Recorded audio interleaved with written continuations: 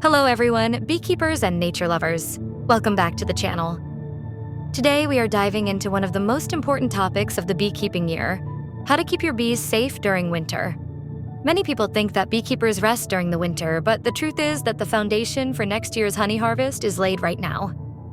Today, we will go through everything your bees need, as well as the things you must absolutely avoid if you want your apiary to stay healthy. Essential steps in the apiary. The first and most important thing we must do is ensure peace and stability. It is crucial to check the food supplies. Bees don't die from the cold, they die from starvation. The most important thing is to ensure that fondant patties or honey frames are close to the winter cluster. Also, check if your hives are tilted slightly forward. This allows condensation to drain out rather than dripping directly onto the bees. Finally, install mouse guards on the entrances. Mice and shrews look for warm shelter in the winter, and a bee cluster is easy prey if they manage to get inside. What bees hate in winter? Now, I'm going to reveal what bees absolutely hate during winter. There are 3 things they literally despise. Number 1, moisture. Humidity kills bees faster than any freezing temperature.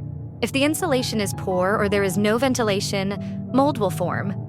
A bee can withstand minus 20 degrees Celsius, but it cannot survive if it gets wet. Number 2, disturbance. Every time you tap on the hive to hear if they are alive, the bees get agitated. This causes them to consume more food and fill their intestines prematurely, which can lead to dysentery, nosema. Number 3, drafts. The hive must be sealed on the sides, but it needs proper top or bottom airflow to draw out moisture without creating a direct wind blast on the bees. The secret to success: strengthening for spring. To ensure your bees explode with strength in the spring, we need to focus on 2 things. Quality food. If you are adding fondant patties, choose those with vitamins or immune-boosting supplements, but only when the time is right, usually late January or February.